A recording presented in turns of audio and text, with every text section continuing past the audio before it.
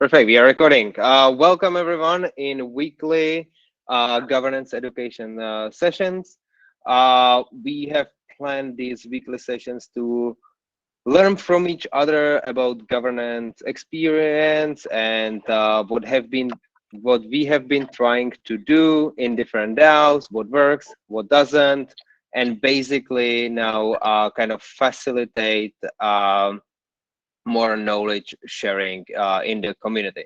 Today, we have Feems, who will be presenting delegated voting in governance, and she will be presenting some pros and cons of this governance, but also some technical details from ENS, Maker, and Bancor. And then at the end of the presentation, we will have discussion about what we have learned from Feems, if we agree with what Feems has said, if we disagree with what Feems has said, and what do you think about delegated governance? So Feems, please take it away. Cool. Thanks, Bankar. So just to reiterate now for the recording, when we're looking at delegated voting, it's less about whether or not the concept of delegated voting is good or bad. It's whether or not delegated voting within these DAO or protocol or Web3 ecosystems are actually appropriate for the case, or is it like an exit to community or a lack of governance design? And so we can begin. So that's just something to keep in mind. I am using 3 different kind of cases. And so one of them is MakerDAO, which is the DAO and obviously a protocol. The other one is Bancor protocol. And then the third is ENS, which I would see is kind of a case example when it comes to a platform or a Web3 product trying to provide community or their consumers more voting power or delegation power. And so we can continue to the next slide.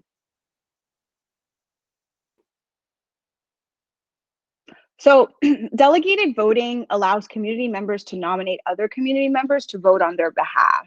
So the common terminology for this is also proxy voting or liquid democracy. And the idea is that people can assign their voting power to different representative delegates at any time as a type of delegated voting. It encourages competent decision-making since power is linked to their reputation or expertise and not token holdings. And so the way that we, the ideal thing is that you would then delegate your vote to people that you trust based on, the activities or the outputs that they've had within the DAO. But as we know, in this decentralized, environment, it's really difficult for all community members really to find those people that they trust. And so then the question is really like, how do we develop trust within a decentralized ecosystem? But then also, how do we remove some of the same players being in these leadership roles? Like, are the ones that have been the loudest are usually the ones that are voted in, or are those ones that have built a reputation outside of that particular ecosystem should be able to hold this kind of position in order to delegate it within this environment? And so those are kind of the questions that I have in regards to delegated voting, because the assumption or the North Star is that you're picking the right people for the right positions based on their output and their aligned values with them. But do we really provide our community with the opportunity or the resources to actually do that, right? And so there are other factors in regards to that. So next slide, please. And so then the why. Why would we apply delegated voting within DAOs? Some of the whys have been that it reduces the collective cost of governance. And so when, it's centralized, particularly to delegated voting, then it doesn't require everybody to actually participate and keep up with it. And then that way, more centralized people can make much more informed decisions. It would improve efficiency and direction because then more decisions are being made. And then there are no stop gaps or obstacles within proposals that just like lay dead for like 30 days or more. We have seen a growth in voter apathy, but we don't know whether or not that would actually be solved by delegated voting for the reasons I stated before. Another issue is that, especially with like protocols, right? There's a lack of bandwidth to understand the issues at stakes. Members, within this DAO ecosystem work on different types of projects and might also have full-time jobs. So they don't actually have time to keep up with proposals, especially if those proposals have a short voting period as well. Next slide, please. So how it works ideally, and this is for thankfully Bancor, who uses this example. So Anna is a diligent and highly engaged community member who actively participates in all governance decisions, whereas John is less so. John has a lot of respect for Alice and generally believes that their views are well aligned. Therefore, John delegates his votes to Anna, which increases her voting power while offering John some relief from the governance process. So ideally, of course, this would work, but then the issue is that like, how does John actually get to know Anna, right? And in what we'll see in the following examples is that when people are delegating or candidates for being a delegate, what they end up doing is just like posting on a forum to say like, these are my thoughts, these are my values, and this is what I feel about it, rather than this is what I've done within the ecosystem, or, you know, can kind of point into like reputational badging systems. And so I think ideally, like, as you know, on the superficial basis, it's like, yes, we can have like blind trust because this person says the right thing, kind of like our political democracy. But then we really have to question, how do we determine whether or not this person is like, the views are well aligned, and whether or not their decisions are actually aligned with the ones that you would make. And of course, like we will know in the following examples, is that, you know, they ask for due diligence in regards to that. But as one of the problems that we've outlined of why delegated voting actually solves is the fact of lack of time, right? So then how do we expect people to have the time to do the due diligence to ensure that those people kind of, the delegates, the future delegates, actually align with their values or decision making and can vote on their behalf? Next slide, please. So the first case is MakerDAO, and why I really wanted to start with MakerDAO is because it was the one that had the most robust kind of planning around delegated voting. And whether or not that actually works in practice or effectively works in practice, like I haven't really examined, but it has the right documentation and process nonetheless. So the delegated voting TLDR for MakerDAO is that it happens through a special designed secure smart contract in the Maker structure. So it is on chain. There are two types of delegates in MakerDAO. There's the recognized delegates, which are whitelisted by the governance facilitators, and shadow delegates. They are permissionless, no requirements, and no responsibilities beyond this type. While they have to agree on their own terms with those who will delegate their MKR.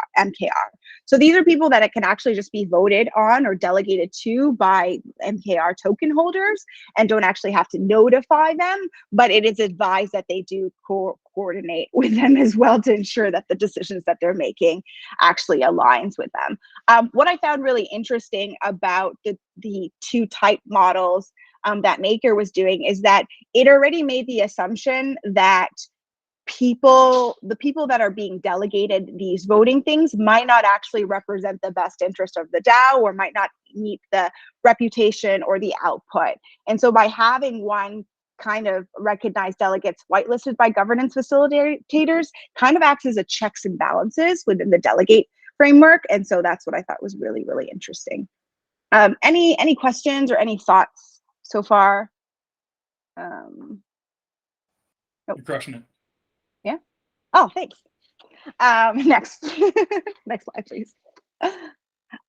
So just to brief down in terms of recognized delegates. And so the recognized delegates, as I mentioned before, are whitelisted by the governance facilitators. Some of their requirements are, as you can see, is much more than the shadow delegates.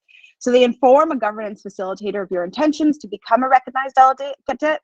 You read and sign up for delegates' code of conduct, fill in and post a recognized delegate platform, participate in a Meet Your Delegates meeting, which is like a community call, set up a delegated contract, and make a pull request to the MakerDAO community GitHub for integration within the voting portal. So as you see, that it is a pretty, robust process that needs like checks and balances and continuation and engagement, not only with the community, but also the governance facilitators.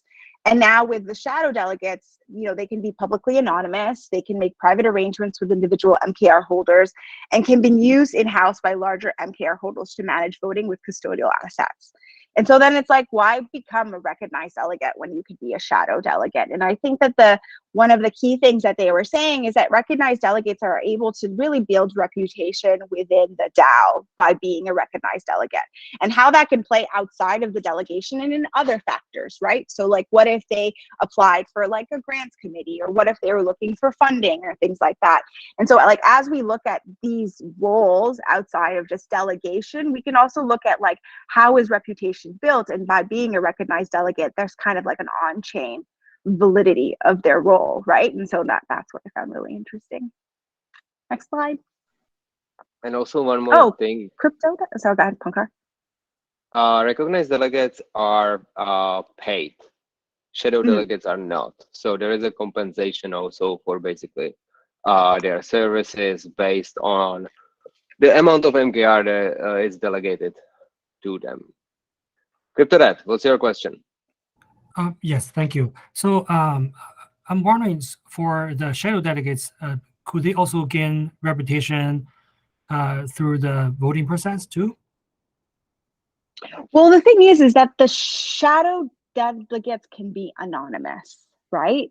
And so in order for them to build reputation, they can just let themselves know that they're a shadow delegate. And what this also does, though, too, is that I think that the reason why they also created shadow delegates is that kind of to reduce influence of the delegation process and make it a little bit like cleaner. So maybe like based on like it not being centralized, because the governance facilitators are within the Maker core ecosystem. But I think that the really the only benefit is that it provides kind of like blind voting, which is really interesting, right? And that's what we have in our democracy. I see. So basically, for the shadow delegates, they do not have even a Discord name showing to the community during the process, right?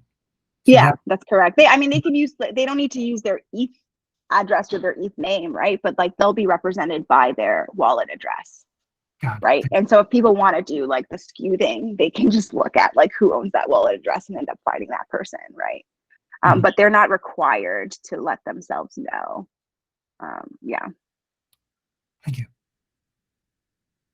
Any other questions? Yeah, but some of the shadow delegates are well known. Like Rune, the founder of Maker, his address is well known. All the whales like the VCs, A16Z, and others are well known. So if they are voting, actually, like who is voting, they are just not presenting their reasoning that often, or like have this kind of platform on the forum to discuss.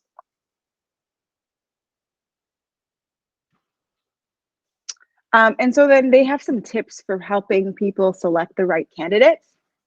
And so the ideal is that they're the expression of trust of the MPR holder and the delegates. And so they recommend that delegates examine their delegates' incentives. These are not solely monetary. They're not always permanent. They recognize delegates are safer than shadow delegates, but not by much. Be aware of the checks on power among delegates and core units. Having only a few large delegates is a risk.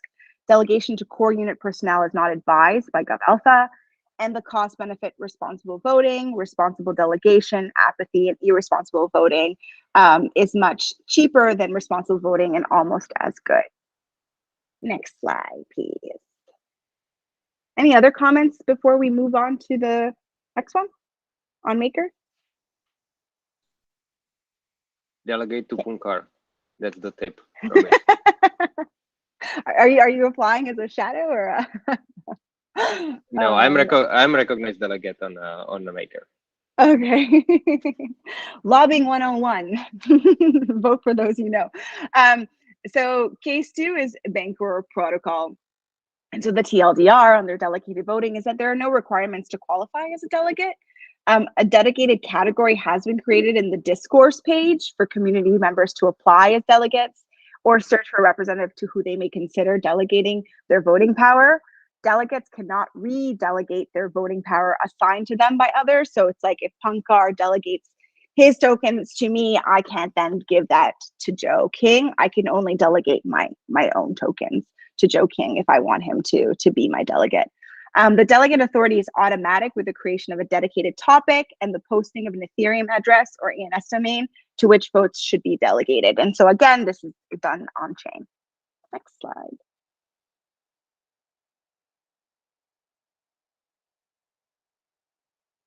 So then the process is that they would go onto the discourse page, and then they would post and are asked to describe their general voting philosophy, be active in community discussion boards, announce ahead of time how they will vote on weekly proposals, and be available to discuss governance issues on their own thread.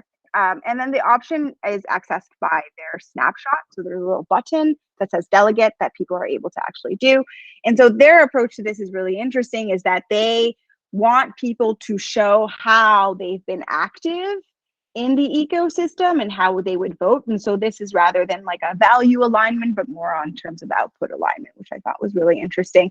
It also requires these delegates or these potential delegates to put in more work, you know what I mean? So that they can like validate their actual position. And I actually went on the Bangor discourse page, and then, to be honest, there hadn't been a lot of delegates candidates as well. I think when I was there was like 3 or 4. And so yeah, that might speak to it as well. Next slide. And so selecting the right candidates. So they ask delegatees to check the voting habits of your preferred delegate on a semi-regular basis. And if a candidate doesn't represent their personal views or has failed to participate in the majority of decisions, it may be worth seeking a new delegate to represent you. So again, the onus is also on the delegatees to actually do their due diligence, and somehow ninja style forcing them to be much more engaged in the governance process in order to make this decision, which is, yeah, it's pretty interesting as long as people are participating, I guess. But then there's also the expectation that if delegated voting is to reduce the amount of time or commitment from community members, if you make the process a little bit too difficult, you might not have, you know, the amount of delegates that you're looking for, and maybe that could also result into the low turnout of applicants in the forum. Any questions? Cool, awesome. So so then the next one is ENS. And ENS is actually quite interesting because their delegated voting was like a lot based on those who would have token holders, right? And then those that would have token holders were actually the ones that were airdropped. So they must hold ENS tokens, which were airdropped on November 8th for a gas-free delegation. And during the ENS airdrop, 100 million ENS tokens were distributed, while 25% went to users with a .eth domain. Another 25% of the tokens were allocated to those who contributed in significant ways to ENS over the last 4 years. And in significant ways, types of people would be like Coinbase, for example, right? And so, you know, the amount of tokens that you delegate is based also on the amount of power that the delegation would have. And so if we look at the Brantley's case, for example, you would see a lot of institutional voting with their mass amount of tokens. And then they were able to use that to kind of sway into a direction that they were looking for. And so ENS holders cannot vote or create proposals until they delegate their voting rights to an address. Delegation can be given to one address at a time, including the holder's own address. And what's also interesting is that if you delegate your tokens to somebody, you can also change your mind and then like redelegate to somebody else. And so delegation does not lock tokens, it simply adds votes to the chosen delegation address. Next slide, please. Ooh, Joe, what's up? Yeah, I'm sorry. I'm just also not very familiar with ENS, and I know what ENS is, but what are they actually voting on? What is the protocol doing from a governance standpoint that needs votes and delegations? What is ENS trying to do with their power and their DAO? So I can only, to be honest, I don't know much of what they actually vote on.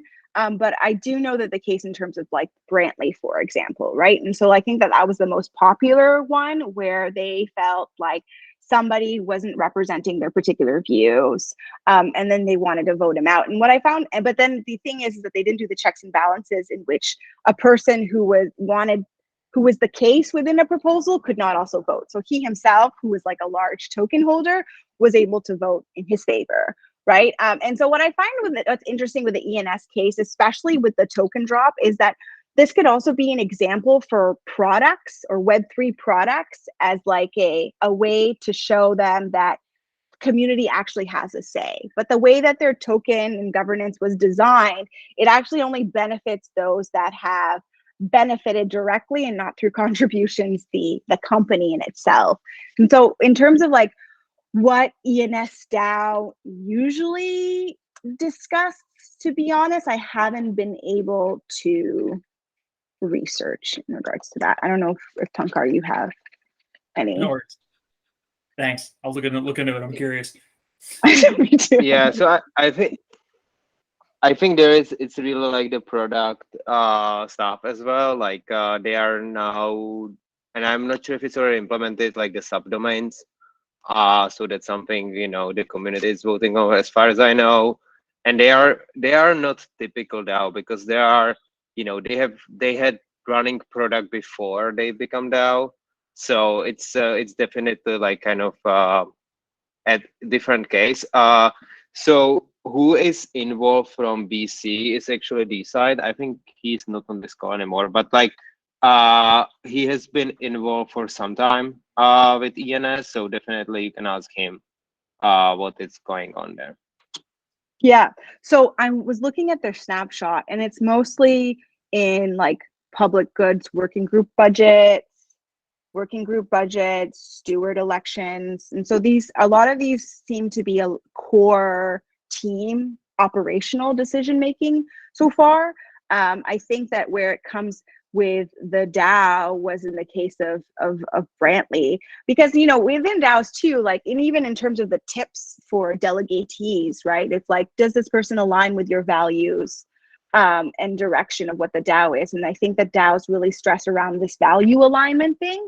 Whereas with the ENS case, it looks like more of like a product centric sort of thing, whether or not this is the best for the product or whether or not this is best for the business.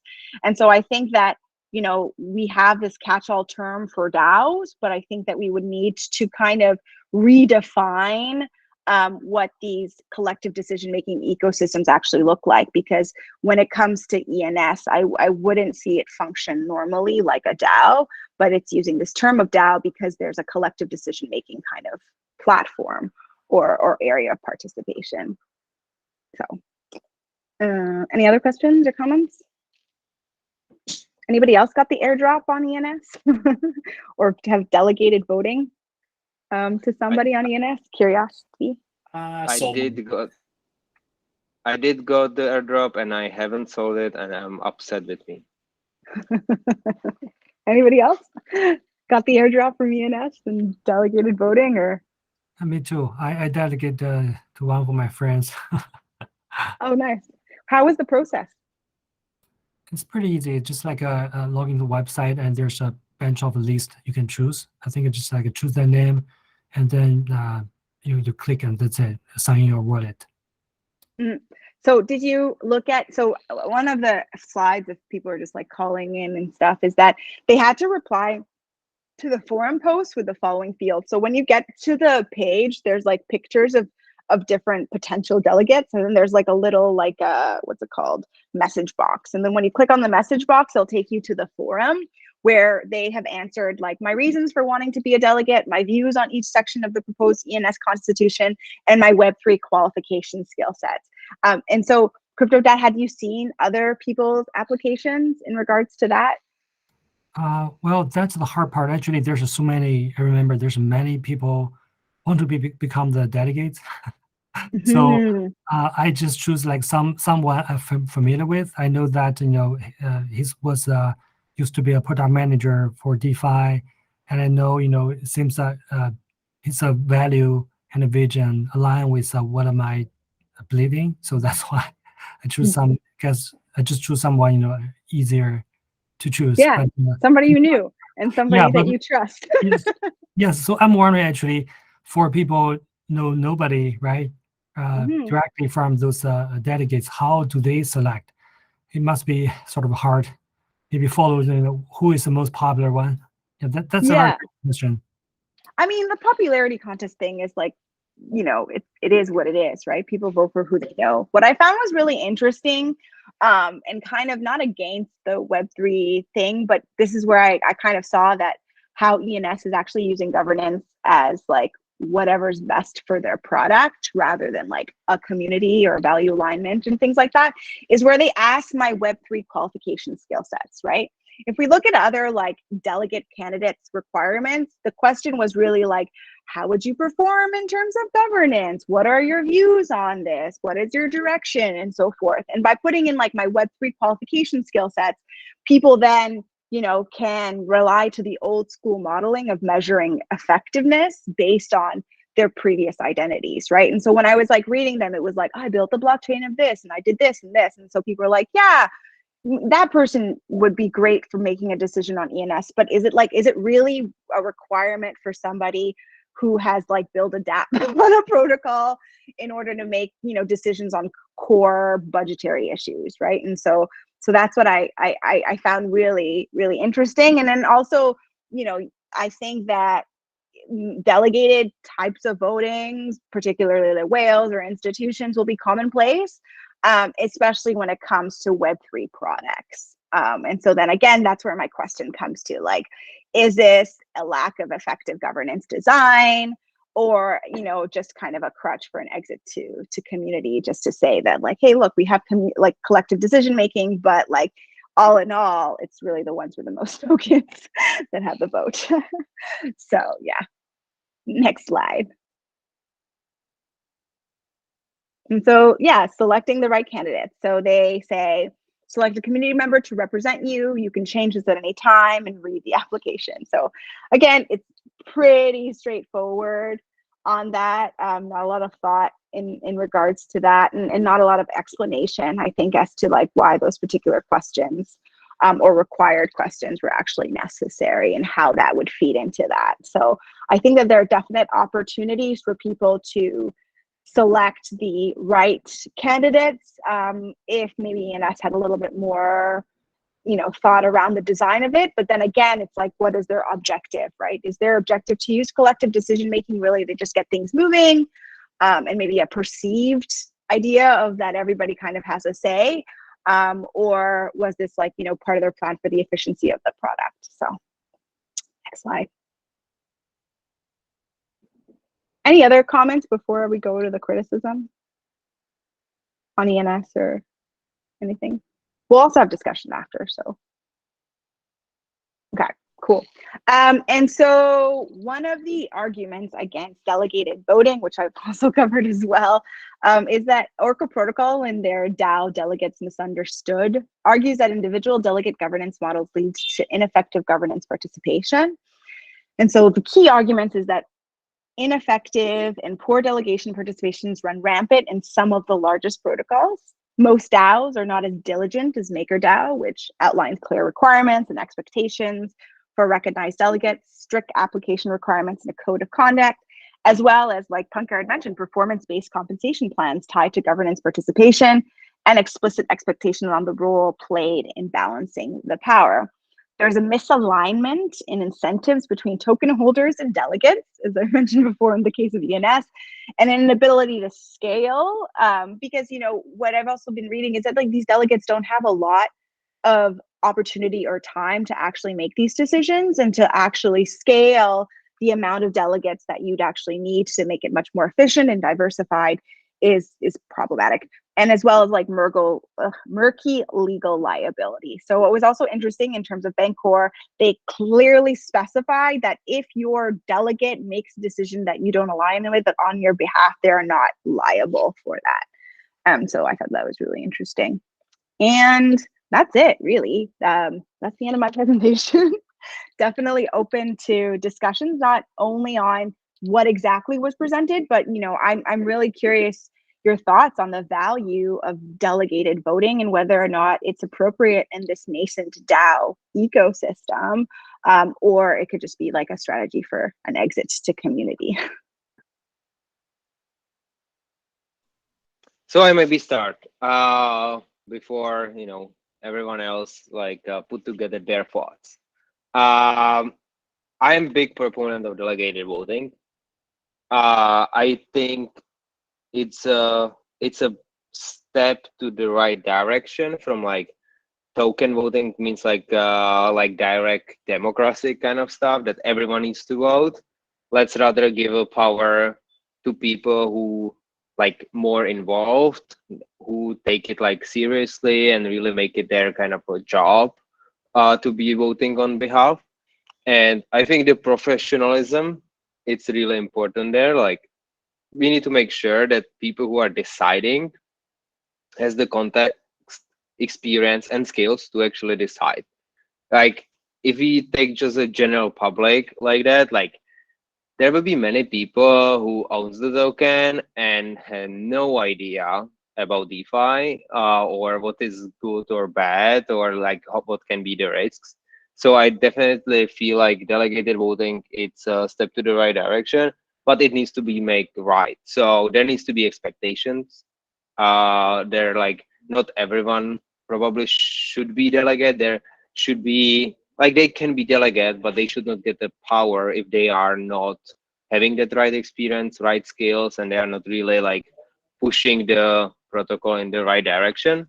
And what I also feel it's another good step is the professional service organizations being delegate. So it's not a person, it's a basically another DAO or another organization. And why I think it's a good step to good direction. And we just had Twitter Spaces, Llama, and no, I don't remember like no, I cannot. So Gustav from StableNode was there, and we discussed like that the professional organizations has much more capacity to kind of take on the delegation. Means like there is a team of people who are kind of researching on topic. There is team of people who can kind of together make a decision. And if we take a MakerDAO as an example, there can be really like very much legal focused proposal. There can be very much DeFi focused proposal, very technical, and there can be like organization / governance type of proposal. That's a very different type of expertise needed. And because of that like organization structure, they can basically ask someone who has that background to provide opinion or other background provide opinion. And I feel this is like really the kind of future of delegation. What other people think? Or are you involved? Or maybe Feems, you first. What's your reaction to it? So I completely agree with you. This is the thing, is that like, how do we develop processes to allow people to make much more informed decisions in general, right? And so like maybe I have tokens in a protocol and I don't know very much about it, but like what I liked kind of about the maker approach is that it allowed some sort of like checks and balances, where they had these people who were delegated from the governance, like governance team, who can then be like, yes, we believe in you, we assess in you, and this is all the stuff that you need to do. I think that like where there's a deficit is that it ends up becoming like a popularity contest, right?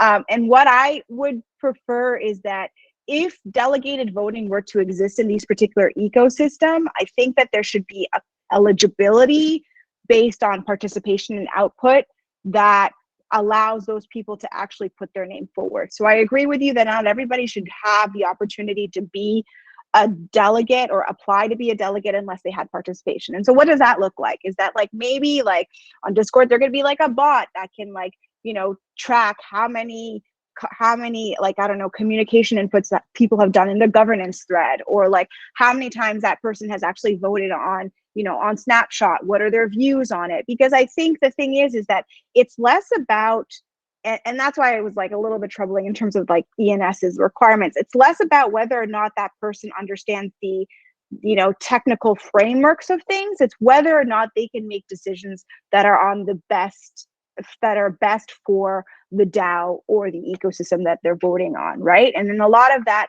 doesn't necessarily mean that whatever's best for them as an independent token holder, but it's like, what is best for the future of this? Should we be funding this? Should we be partnering with this? And so I think that what we need to do is actually shift from our current democratic system from a what is best for me, and that's what I'm voting for, and then more about like what is best for we. Hey, Feems, thanks so much for presentation. That was amazing. I got so many new learnings. And yeah, I think, I do completely agree with what Panka and Feems said. I think, delegation is the best way right now to enable decentralized governance. And I believe that group-based delegate, like Sablenaut, Flipside, I think Llama is trying to become like that too. Like those organizations will take the important role as a delegate in the future. But like, so yeah, I do agree with most of the thing. But like right now that I've noticed, like, is that last week I've got to talk with quite many governance team, and like right now what I've noticed is like there are some of the governance teams that working professionally, but in fact most of the governance organization are still really work as an individual. Like some of the organization have like 2 to 3 members, but actually there's like only one core member is taking like making all the decision, as 2 people is kind of like partially participate but not really working fully functionally as a governance team, right? Of course there's no compensation, so it's too early to expect those. But yeah, like I think like what I felt last week was like I think we need to facilitate more communication between these existing governance team to discuss about what's the best way to communicate and discuss on each proposals and make decision with team members and execute it, right? Yeah, but in general, like, yeah, I agree with it. And thank you so much for Feems. I really enjoyed the presentation. Thank you for your feedback. I mean, like, I think that's what we're also seeing too, is that like a lot of the decisions are being made by core teams or centralized core teams, like the important decisions are being made by them. But what I'd also be like interested in is that like how, so there's meta governance, Pankar, and I know Pankar and Joe that you're in it as well. Like, is the meta governance kind of an evolution or more of like a secure delegated voting process, you think? I would pass that question to Sean. Oh, Sean. He did a lot of research and work on meta governance. Oh, so, Sean, what's your kind of take on delegated governance versus meta governance? What are the maybe differences, and is the meta governance something like maybe like evolution of delegated governance, or is the same? Yeah, so if you think about it, it is meta governance, for those of you that don't know, is basically one protocol holding enough governance tokens that they can significantly vote on another protocol's internal votes, right? So you do a treasury swap, and in your treasury swap, it includes a bunch of governance tokens, which means that protocol A can now go vote on protocol B and have a significant impact on protocol B. So that's kind of like the principle of what meta governance is. How does this fit in terms of a delegated environment? It's somewhat different because you're not taking a delegated step. It's somebody going out and purchasing or trading for those specifics, for that specific voting power. So it's a little bit different, I would argue. But that said, I can also see how, and really I'm going to talk specifically about liquid democracy, right? Which is the combination of the ability to vote, hold your own tokens, or you can delegate them to someone else, which is really kind of like in a lot of cases. I don't know if that's exactly the case for the 3 cases we brought up, but I'm seeing that as sort of an interim step between, you've got your centralized group of people making a decision, you've got a pure delegated model, and then you've got the liquid democracy, and then you've got something else. Punker, I can see the desire to say that let's delegate the votes to those people who know the most because they're going to make great decisions.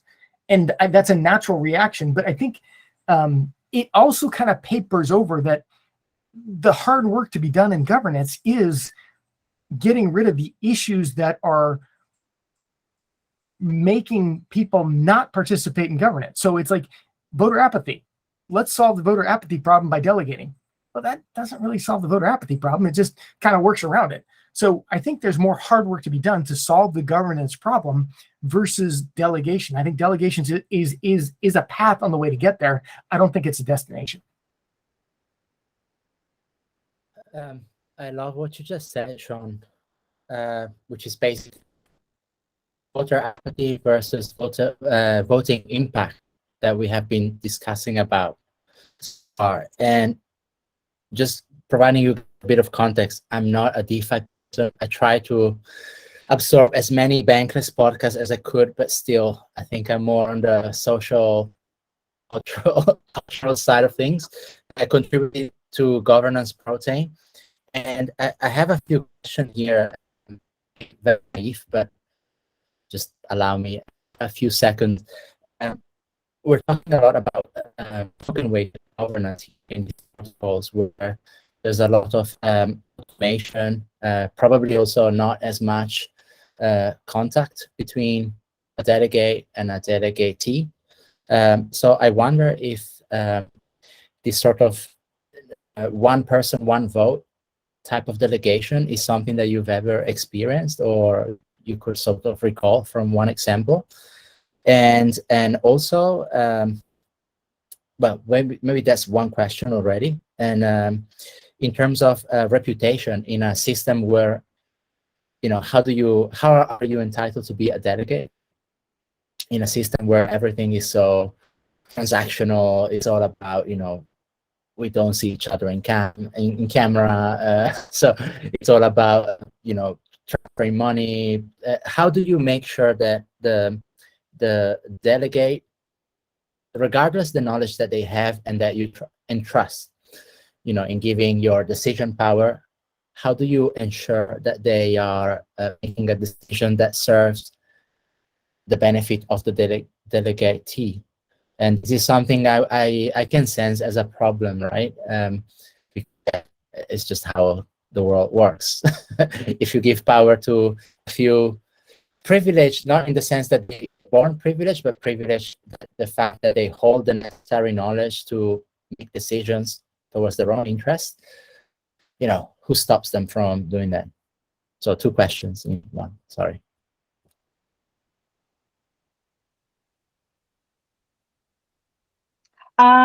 I don't remember your first one, but in regards to your second one, is that I think that we have to be honest that people will vote based on their own incentives and drives, right? And so whether or not, how do you determine whether or not that person will actually, you know, vote well on your behalf? I think that there needs to be much more effective design, similar to Maker, but I don't actually know how well it has actually implemented in the real ecosystem of not just like selecting the most popular person, you know, or the loudest person sort of thing. But I think that the way that you can actually make much more informed decisions is by having a governance design or a process in which people have the opportunity to learn those things, right? And so some of the things that if I were to delegate voting would be less on what is somebody's like Web3 experience and more about like how do people think, how do they, like, you know, what are the sort of decisions that they've already decided on and where do they see the future of this organization going, right? Like kind of like their North Star. And so when I'm selecting an accurate delegate, I look at like how is their decisions going to be the best impact for that ecosystem. And so when we're looking at things like, you know, protocols, like I'm also going to look at somebody's like, do they understand the ecosystem effectively, right? Like what were sort of the decisions that they made? Like how many tokens have they bought into this particular ecosystems? And so depending on the type of DAO or ecosystem that I'm delegating to, I would look at different types of metrics, right? If it's social, then if it's a social DAO, then it's a social metrics of value alignment and sustainability in terms of projects and whether or not those aligns. And if it's a protocol, then it's more about like, the capital side of things, right? But definitely open to other people's thoughts as well, as like how would you select how do you select the right candidate for you to delegate the voting? I have a thought about I'm thinking we need to also ask why people want to delegate. There's a few reasons I would think about. First is that they do not have enough time, right? And second is that they do not have the expertise to make the right decision. And third is it's just not relevant to them. I think that's like three major categories I met before. So for the proposals, when we design a delegation system, probably we need to customize, what's the reasons for those specific group of people to vote. Also, I'm thinking like, from the proposal side, when they design the proposal, who should be vote for this proposal, also very important. So if, say, for example, if the Dev Guild, put up a proposal for how to develop this product, there's a lot of technical terms involved. How they supposed to expect all the people in our dog community to vote, because we do not have those knowledge.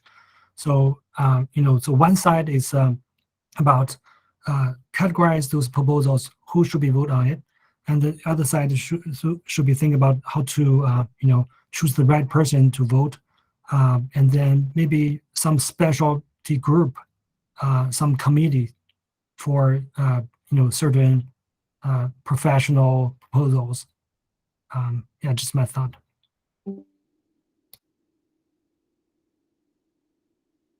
That's Gustav last week in our presentation was talking about that, right? How a wave governance token can be split, right? So if you are, say, MKR holder, if we keep using Maker as an example, they have different core units, right? So they have a core unit that's dealing with the DeFi and onboarding new assets. They have a real world asset department. They have a governance department. They've got grants. They've got different designs, publications, marketing. So when you're delegating a vote to a delegate, does that delegate have deep DeFi knowledge? Cool. Well, are they also a marketing expert? Are they also a traditional finance expert to understand how to value a real world asset? No one has this skill set entirely. So I think is designing a governance system going forward, being able to do sub-delegations, right? If I have one MKR token and there's 5 core units, can I delegate that MKR to 5 different core unit members? Can one token be split into 5 different delegations? And that way, say the real world asset core unit delegation wouldn't be able to vote on a DeFi protocol or a DeFi proposal. So is there a way to split out your governance so you can literally subdivide your delegation to those who are experts in their field? And I think that would be an amazing step forward for all of governance in Web3.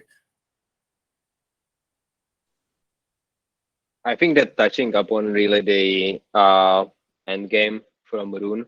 I don't know if anyone has read that 100 pages proposal, but it's basically, like in a nutshell, it's basically splitting the DAO into meta DAOs, which will be then having their own tokens and their own governance. And it's basically like making sure that like they are their own kind of independent groups, which then like make their own decisions, but they are also accountable for the outcomes, and then like some economic incentives tying them back into the overall MakerDAO.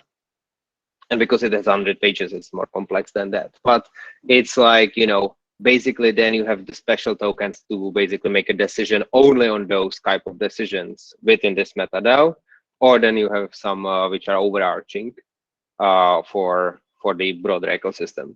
So, and I kind of see how it can be covered either this way, like distribute the organization to different MetaDAOs or sub-DAOs, or how you want to structure it, or have the delegates having enough kind of type of people, or like different type of people who can actually like then channel the decision into it.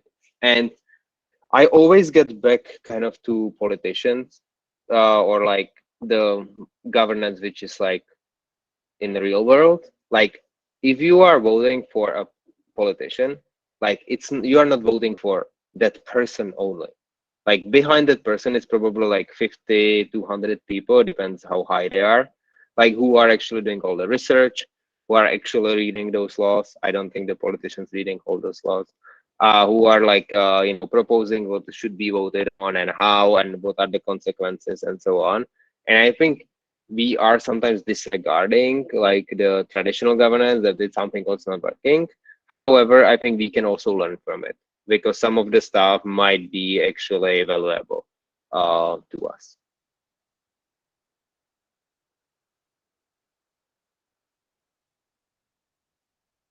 And if nobody has any other comment, I have another one.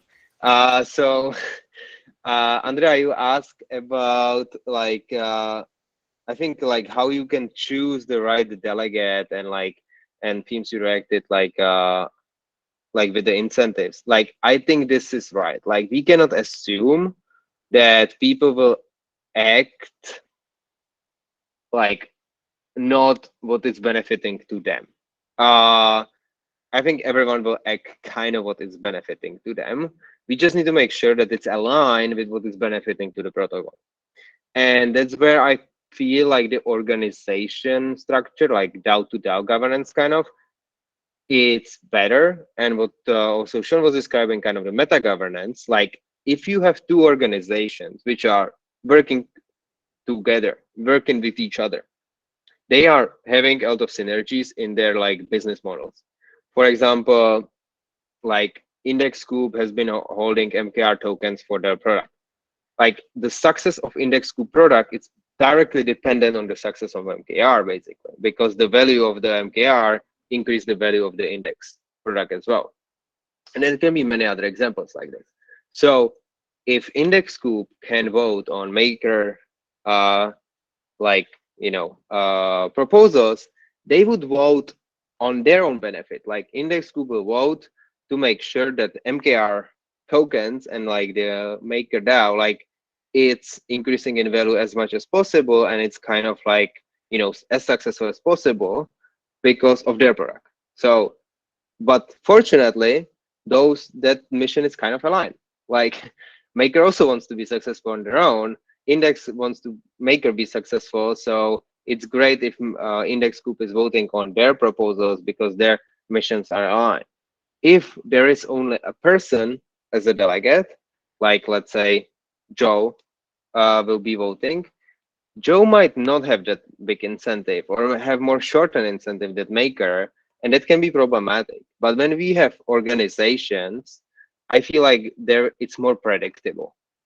And sorry, Joe, picking on you. Hey, Punkar, let me just add on top of that. It makes your example there was a good distinction between like a meta governance scenario and basically just a basic delegation to an organization, right? In the case of meta governance, is like Index owns maker tokens and they're going to work in the best interest and vote in the best interest of the maker protocol, versus a delegate may or may not have overall interest. Their most important thing might not be the overall interest. It might be personal interest, which is the other side of that, which is, do you know that your delegates are voting on your behalf and voting the way that you would vote? That's the piece that we're missing, is what are they doing with your vote? Do you know? I mean, can you go back and see? In some cases you can't. And I think that's one of the pieces that we're missing. Now, where I think this all ends is delegation via code. I'm waiting for the AI bot that just asks me 30 questions so they understand my philosophy and my principles. I plug in the details into that bot, and then it goes out and votes on my behalf, and it doesn't have that meat sack problem that sits in between. I think that's where we're going to end up with this delegation question, but I'll go back on mute. I mean, I think that you made a good point in terms of long-term and short-term, right? And so like Index Coop is making the decisions on their long-term strategy. It's whether or not this decision is actually going to help the company create sustainability, whereas like independent or individual voters are really just thinking at the moment, right? And so it all depends on, and again, it's the voting for me and we, right? It's like when you're voting, are you actually thinking about whether or not this decision is going to impact the DAO or the ecosystem throughout the years, or are you just voting at that moment, right? Because you only have 3 days to vote. So that's really interesting. Any final thoughts on delegated voting? The floor is yours.